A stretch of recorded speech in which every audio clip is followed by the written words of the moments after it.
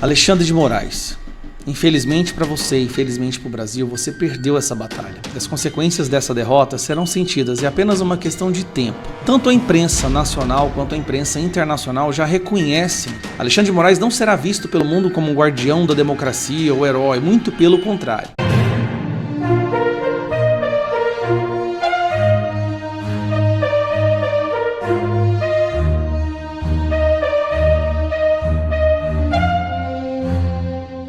CNJ afasta desembargador que criticou o STF e Lula. Isso mesmo. O plenário do Conselho Nacional de Justiça decidiu afastar o desembargador Marcelo Lima Buatem do Tribunal de Justiça do Rio de Janeiro por 60 dias em razão de críticas feitas em postagem nas redes sociais ao Supremo Tribunal Federal, ao presidente Lula e elogios ao ex-presidente Jair Bolsonaro. Entre as postagens que fundamentaram a decisão está uma mensagem no WhatsApp que associava Lula ao Comando Vermelho. Buatem compartilhou uma reportagem sobre a visita de Lula a uma favela, o Complexo do Alemão, onde nem mesmo a polícia consegue entrar, com a legenda que Lula foi convidado de honra do Comando Vermelho. Em nota, a CNJ afirmou que o teor político partidário foi identificado no perfil pessoal do desembargador na plataforma LinkedIn. Mas eu faço uma pergunta, se é para afastar magistrado por conteúdo político partidário, por que Barroso, que disse que derrotou o bolsonarismo, continua na corte?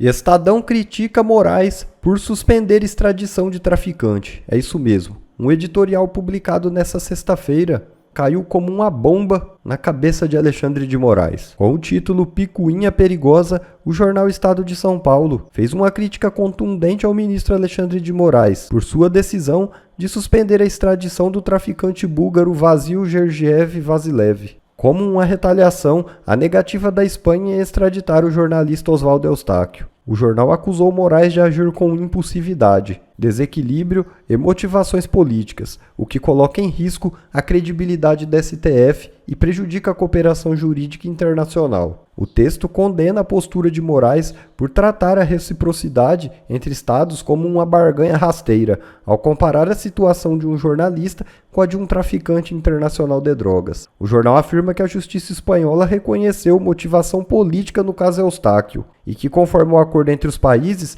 impediria a extradição, algo que o Brasil deveria considerar seriamente. O Estadão também pondera que Moraes poderia perfeitamente ter aguardado as explicações solicitadas à Embaixada da Espanha em Brasília antes de tomar uma decisão tão assodada e perigosa. Um possível desdobramento desta picuinha de Moraes seria a fuga do traficante internacional. Se isso acontecer, será uma humilhação para o Poder Judiciário brasileiro e uma derrota para o sistema de persecução criminal da Espanha. Não é pouca coisa o que está em jogo, explicou o jornal.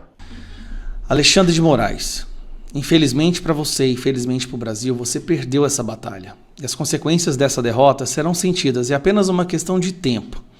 Tanto a imprensa nacional quanto a imprensa internacional já reconhecem os exageros, a perseguição, a ditadura, o regime autoritário, a censura que está sendo implementada no Brasil. A imprensa brasileira, inclusive, perdeu a batalha na tentativa de manipular a opinião mundial. Se tem uma coisa que a imprensa daqui não consegue é sobrepor a narrativa imposta pela imprensa internacional. E a imprensa internacional já reconhece o que está acontecendo no Brasil.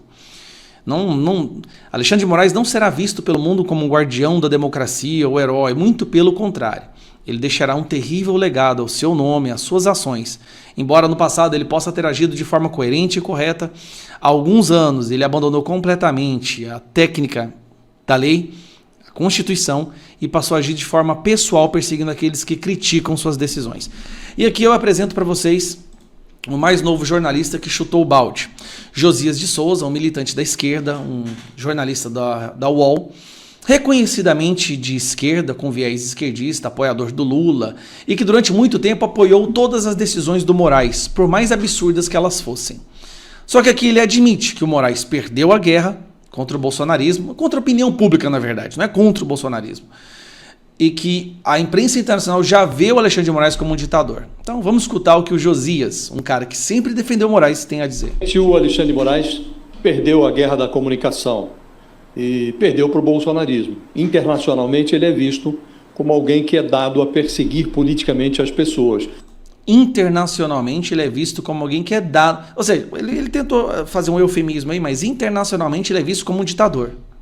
O ministro precisa desfazer esta imagem. Para desfazê-la, ele precisa lidar com fatos. Então, esse caso do blogueiro Eustáquio, ele é semelhante ao do Alan dos Santos, que está nos Estados Unidos. O Alan dos Santos também conseguiu, alegando que é perseguido político no Brasil, que ele está sofrendo uma perseguição política, ele conseguiu também se manter nos Estados Unidos, nem precisou do Trump. Agora o Trump reforçou a posição dele, mas durante o governo Joe Biden, os Estados Unidos se negaram a cumprir uma requisição do governo brasileiro, requisição judicial feita por intermédio do Ministério da Justiça, que tem lá um departamento que aciona os países, aciona mecanismos de colaboração para fazer cumprir decisões judiciais quando o alvo dessa decisão judicial está no exterior, e avisado de que havia um mandado de prisão contra o Alan dos Santos, o governo americano deu de ombros, aceitou a argumentação do Alan dos Santos de que era perseguido. Não é que eles aceitaram, deixa eu fazer uma correção aqui. O Alan dos Santos mostrou o inquérito e mostrou que não havia crime algum, que ele simplesmente não tinha cometido crime algum. E o Brasil não soube explicar qual crime o Alan dos Santos havia cometido também. Então ficou claramente uma perseguição política. Agora ocorre a mesma coisa com o blogueiro Eustáquio, que opera aí no mesmo ramo. Opera no mesmo ramo do Alan dos Santos, o ramo da informação, da desinformação, na visão do Alexandre de Moraes. E que é a visão do Alexandre de Moraes, tudo que ele não gosta é desinformação. Também na Espanha, o judiciário acatou, e aí é uma decisão judicial, no caso dos Estados Unidos, nem há decisão judicial. Aqui não, há uma decisão judicial da Espanha, tratando este personagem como um perseguido político. O Oswaldo Eustáquio fez ver ao judiciário espanhol, ele conseguiu emplacar, isso está escrito na decisão que negou a extradição dele, de que há, no caso dele, uma evidente motivação política, uma conexão política. Que vergonha, hein? Um ministro da Suprema Corte brasileira sendo reconhecido por um tribunal internacional, um tribunal de outro país, como sendo um ministro que toma decisões com viés políticos. Nossa democracia não está muito pungente, não. E por isso a Espanha se negou a extraditá-lo, porque há um artigo num tratado bilateral entre Brasil e Espanha que regula esses pedidos de extradição. Há um artigo que diz que crimes políticos ou conexos, quando bem fundamentados e tal, são motivo, esses crimes são motivo para um pedido de asilo. Então, o judiciário está considerando isso. Cabe o quê ao Alexandre de Moraes? Mostrar ao judiciário espanhol que não se trata de uma perseguição, que o personagem cometeu crimes e que está sendo processado no âmbito do Supremo por isso. Agora, esse negócio de retaliar, inclusive não foi só o Alexandre de Moraes, não se limitou a negar a extradição do búlgaro, que é condenado na Espanha por tráfico de drogas. Ele concedeu a liberdade ao búlgaro. Ele colocou o búlgaro em prisão domiciliar. Olha que vergonha que o Brasil está passando internacionalmente, gente. Quer dizer, ele soltou um criminoso, considerado criminoso na Espanha, está solto no Brasil, daqui a pouco ele foge, né? Então, me parece que o ministro deveria mostrar que o Eustáquio é criminoso. Ele não dá conta, porque não tem como, os outros países não aceitam a opinião como crime. E não retaliar a Espanha, deveria fornecer material para que o Ministério da Justiça envie à Espanha, o Itamaraty, que convença o judiciário espanhol de que a extradição deve ser feita. A cada dia que passa, nós estamos vendo mais jornalistas, tanto da Globo, da UOL, ontem mesmo foi o Roserval, Geberval, sei lá, não lembro o nome desse povo da Globo, gente, nem faço questão de memorizar, dando um cacete no Alexandre de Moraes. Aí sai a matéria no The Economist, que é uma das maiores revistas do Reino Unido. Aí agora vai o Josias de Souza no UOL. Tá ficando difícil, tá ficando cada vez mais uma bolha reduzida de pessoas que apoiam as decisões do Alexandre de Moraes. Eu tô falando de esquerda, pessoas de esquerda que estão vendo o caminho que está sendo traçado não é um caminho muito bom e vai levar a um autoritarismo. O que mais é preciso? Para o Senado fazer alguma coisa. É por isso que a gente precisa renovar completamente o Senado nas próximas eleições, porque só um Senado decente, corajoso, é capaz de botar ordem nesse país. Até lá, nós vamos continuar vivendo nessa ditadura. Eles sentiram. Os ministros do STF finalmente ficaram preocupados com as críticas internacionais que eles estão sofrendo no exterior, a ponto de confessarem que eles foram longe demais e que algo precisa ser feito. Ah, Deltan, não é possível, isso aí é bom demais para ser verdade. Olha, gente, essa é uma daquelas matérias inacreditáveis que a gente nunca espera ver. Ministros do STF indo para a imprensa para dizer que eles estão preocupados, mostrando ansiedade, desespero, reconhecendo erros, falhas e que eles ultrapassaram todas as linhas. Eu ainda tô sem acreditar. Dá uma olhadinha aqui o que saiu aí na coluna do Estadão. Olha aí comigo. STF não pode desprezar crítica internacional sobre poder excessivo da corte, avaliam ministros. Gente, isso aqui é surreal. Que a dimensão de erros aqui gigantesca que eles estão fazendo. Tenho certeza. Isso aqui é o máximo que eles vão admitir na imprensa. Vamos dar uma olhadinha no que eles falaram aí. O Supremo Tribunal Federal não pode desprezar as críticas internacionais que está sofrendo pela condução do inquérito do golpe. A avaliação foi feita por magistrados da Suprema Corte que conversaram com a coluna do Estadão após a revista inglesa The Economist publicar que o Judiciário do Brasil é definido como um sistema de juízes com poder excessivo, personificado pelo ministro Alexandre de Moraes, a quem chamou de juiz estrela. Juiz estrela, talvez seja juiz sol, juiz constelação até. Procurada, a corte não comentou. Olha, eles sentiram. E a situação está ficando insustentável. Eu até desconfio que esse tipo de manifestação dos ministros do Supremo na imprensa agora só tenha acontecido porque alguém, em algum lugar do exterior, em algum lugar aí, algum círculo aí, que é do círculo de amizades de algum ministro, desse ministro específico, deve ter lido a matéria da The Economist, pegou o celular, ligou para eles e falou: olha, a situação aqui tá feia. O bicho pegou para vocês estão mal na fita, segurem a onda aí. Por que eu digo isso? Porque outras revistas e jornais internacionais tão premiados como a The Economist já tinham criticado os ministros do STF antes, mas essa crítica de agora foi a mais forte, a mais pesada de todas e causou um constrangimento internacional gigantesco para o STF. Porque a The Economist disparou a metralhadora contra todo mundo, não só Moraes. Eu fiz um vídeo mostrando isso tudo aqui no canal, que eu vou deixar na tela no final para vocês e também na descrição para você ver depois. Mas vamos seguir aqui, ó. Avança no STF o entendimento de que o tempo decorrido entre os atos golpistas do 8 de janeiro de 23 até agora jogou novas luzes ao julgamento e reduziu o apelo emocional punitivista. Um dos ministros que conversaram com a coluna disse ser evidente a mudança de ares, obrigando o Supremo a revisar as penas aplicadas aos condenados e réus dos atos golpistas. Gente, ainda bem que isso aqui está acontecendo, mas eu lembro da Lava Jato. Na Lava Jato, mudanças de ares, como está falando aqui, ó, não mudava nada pra gente. Com mudanças de ares, sem mudanças de ares, a gente ia olhar os fatos, as provas e aplicar a lei. Que se dane a mudança de ares. A gente ia fazer o que é certo, a justiça. Isso aqui, ó, a mudança de ares impactar o julgamento mostra o quanto que eles são políticos, o quanto a lei não importa, o quanto a Constituição não importa, o quanto eles vão lendo o cenário e vão vendo até onde eles podem ir, sem ultrapassar a linha do que pode fazer aí a fervura entornar. E eles sabem que eles foram longe demais. Mas agora a água aí, ó, tá encostando no pescoço deles. E eles estão sentindo que a sociedade, a imprensa, a classe política, a comunidade internacional não estão mais engolindo a narrativa mentirosa da defesa da democracia. E olha como que o meu palpite estava certo. Os ministros estão incomodados, desesperados, porque eles não estão mais encontrando apenas elogios quando eles vão lá para fora. Dá uma olhadinha aqui, ó. Se antes os magistrados do STF ouviam principalmente elogios no exterior, especialmente no ambiente acadêmico, por terem evitado um golpe de Estado no Brasil, agora eles são alvos também de contestações. Em evento organizado por estudantes brasileiros de Harvard e MIT, no sábado 12, o ministro Gilmar Mendes, por exemplo, foi indagado sobre o Supremo extrapolar o seu papel.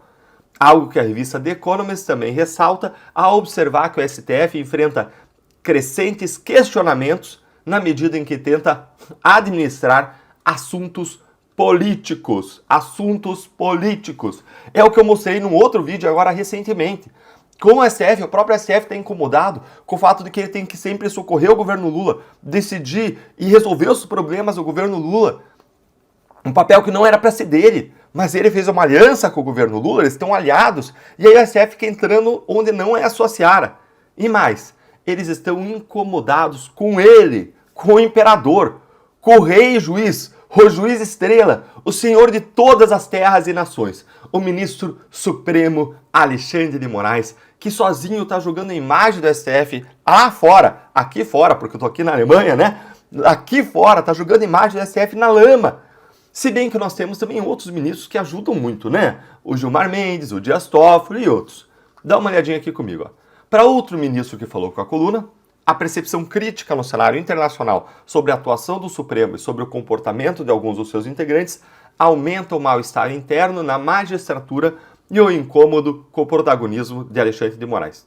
Gente, quando eu falo com pessoas da magistratura, juízes, procuradores, todo mundo acha que o Supremo ultrapassou todas as linhas, que o boi foi com a corda, que eles perderam todo o rumo. Isso aqui, ó, é pouco. Acho que os ministros estão mais incomodados mesmo com o que está acontecendo fora do país. Agora, tem um trecho da matéria que mostra como muitos dos ministros estão totalmente fora da realidade, sem noção do que está acontecendo. Dá uma olhadinha aqui, ó. Um dos motivos de preocupação em ala do STF é o risco de perda de credibilidade das decisões. Hã? Risco de perda de credibilidade? Segue aí, ó. A instituição que já esteve entre as mais admiradas entre os brasileiros no passado vem há anos na berlinda. Preocupados com o risco de perda de credibilidade das decisões? Risco? Ministros, isso aí já era, ó. Faz tempo. Só os bajuladores do poder em Brasília, só a imprensa governista e militante ainda dá algum valor para as decisões de vocês. O resto do Brasil inteiro sabe hoje que as decisões são políticas e não técnicas. A confiança no Supremo nunca foi tão baixa. A credibilidade e a imagem da corte nunca foi tão ruim. Quando vocês chegaram lá embaixo, vocês descobriram que o fundo do poço tinha um alçapão e vocês foram mais para baixo. Olha aí, a variação positiva do STF despencou de 31% para 12% em 2 anos. Gente, 31 já é muito baixo, é 1/3. Foi para 1 a cada 10 brasileiros que faz uma avaliação positiva. Ou seja, 9 não fazem uma avaliação positiva. Você quer um sinal de alerta maior do que esse?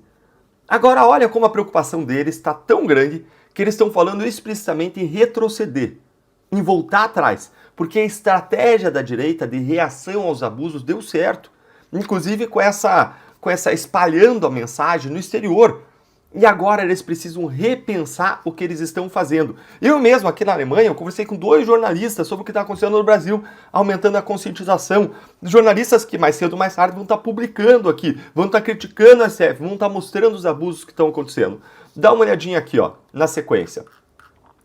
Para um dos magistrados, a publicação inglesa apenas, a The Economist, né, apenas ressoa o pensamento do establishment econômico que transitava no entorno de Bolsonaro e que já questionava a STF. Mesmo assim, admitiu sob reserva à coluna que o avanço das críticas no cenário internacional precisa ser considerado. Esse mesmo ministro avaliou que a direita política brasileira sabe comunicar bem. Ah, isso aí sabe mesmo. E sabe dimensionar suas reclamações. Com essa atuação, ressaltou o juiz, esse grupo político aproveitou o episódio da cabeleireira Débora Rodrigues, que perdeu o mané na Estátua da Justiça, para dar impulso ao projeto de anistia. E ele concluiu: anistia não é para raia miúda. Miúda, quem fala miúda é português, hein? Palavra de Portugal, assim, o pessoal fala muito miúda, hein? Olha, quem será que é esse ministro, hein? Que falou que anistia não é para raia miúda. Deixa aí para vocês pensarem quem que é o ministro aí com laços de Portugal que pode ter falado isso aí. Agora, a direita aproveitou o caso da Débora? Não. Entendeu tudo errado, ministro. Está fora da realidade. Não, a direita está lutando por justiça, contra abusos do poder. Quem fez o caso da Débora famoso não foi a direita. Foram vocês abusando do poder e colocando na cadeia uma mulher 2 anos longe dos filhos, praticando uma crueldade máxima, afastando ela da família porque ela escreveu numa estátua com batom. Em que país do mundo que isso é possível? Que país do mundo que joga uma pessoa lá na cadeia, tranca por 2 anos porque escreveu numa estátua? Isso é absurdo. E aí vocês acham que a direita usou? Não, ministros. Vocês estão fora da realidade. A direita lutou, luta e lutará por justiça, para Débora e para todos os outros. O caso dela é mais um, e é um que se tornou símbolo por ser tão visível, tão palpável essa injustiça, mas nós vamos lutar por todos. E se os ministros do STF estão preocupados, desesperados, gente, com as críticas, então quer dizer que nós estamos no caminho certo. Nenhuma outra notícia poderia ser melhor do que essa aqui para a direita. E agora eu quero ouvir a sua opinião, de você que está aqui. O que você achou dessa notícia? Conta para mim aí nos comentários, curte o vídeo, se inscreve no canal, aqui é a sua casa, clica no sininho para você não perder outras análises como essa e se torne membro do canal para você receber conteúdos exclusivos e também estar apoiando de forma mais intensa o nosso trabalho. Lembrando que todo mundo que é membro do canal, sempre vou lá a cada uma semana pelo menos, eu pego, olho os comentários, olho o que cada um disse, busco responder as questões que vocês jogam lá nos comentários, filtro lá pelos membros para não deixar a voz de vocês que estão mais intensamente perto aqui, que apoiam mais intensamente o nosso trabalho, não deixar essa voz passar batido, tá? Olha, eu tento olhar o comentário de todo mundo, mas é muito comentário, então esses com certeza eu não deixo passar. Então você é mais do que convidado para estar mais próximo da gente, caminhando de modo mais próximo também, se tornando um membro do canal. Um grande abraço, uma feliz Páscoa abençoada a você e a sua família. Bom pessoal, esse foi mais um vídeo, eu espero que vocês tenham gostado. Se vocês gostaram, deixa o like aqui para fortalecer nosso canal. Logo eu volto trazendo mais informações da política para vocês. Um forte abraço, fiquem todos com Deus e até a próxima.